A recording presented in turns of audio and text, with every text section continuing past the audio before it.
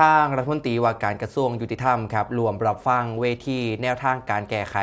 ปัญหาหนี้สินของพี่น้องประชาชนและเจ้าหน้าที่รัฐครับพันตำรวจเอกทวีสอดซองรัฐมนตรีว่าการกระทรวงยุติธรรมเป็นประธานเปิดเวทีเสวนาแนวทางการแก้ไขหนี้สินของพี่น้องประชาชนและเจ้าหน้าที่รัฐโดยมีรองปลัดกระทรวงยุติธรรม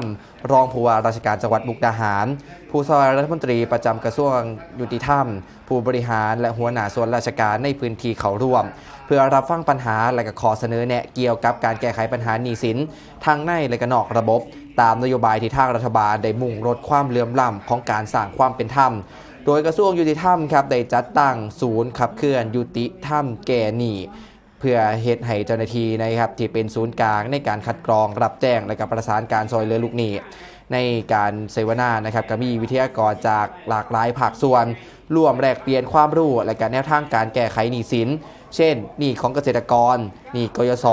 หนี้ครูและก็บุคลากรทางการศึกษาพร้อมหารือนะครับนวัตกรรมและก็แนวทางเชิงนโยบายเพื่อเสนอเข้าสู่ที่ประชุมครม.ต่อไปนั่นเองครับ